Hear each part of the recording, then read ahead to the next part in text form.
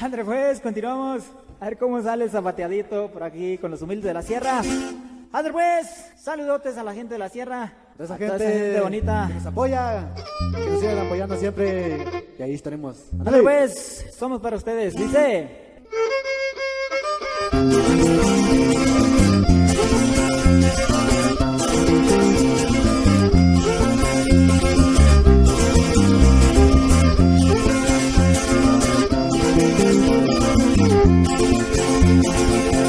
Oigan señores, quiero contarles, traigo un problema pero grandote, porque mi novia ya se ha enojado, porque cada rato me moja el bigote. Oigan señores, quiero contarles, traigo un problema pero grandote, porque mi novia ya se ha enojado, porque cada rato me mojo el bigote. Si tomo cerveza me mojo el bigote, si tomo tequila me mojo el bigote, si tomo refresco me mojo el bigote, si tomo agüita me mojo el bigote.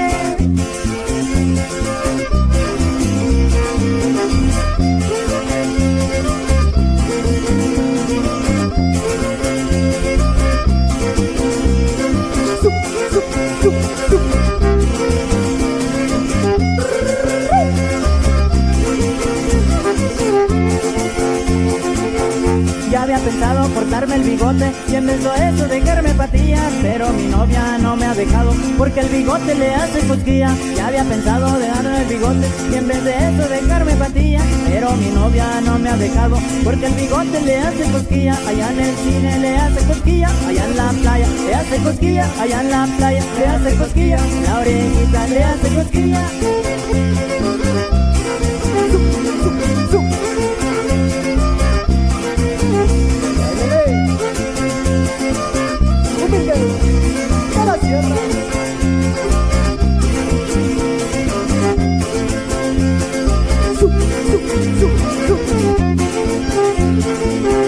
Ya había pensado cortarme el bigote y en vez de eso dejarme patilla, pero mi novia no me ha dejado porque el bigote le hace cosquilla. Ya había pensado dejarme el bigote y en vez de eso dejarme patilla, pero mi novia no me ha dejado porque el bigote le hace cosquilla. Allá en el cine le hace cosquilla, allá en el parque le hace cosquilla, allá en la playa le hace cosquilla, en la orejita le hace cosquilla.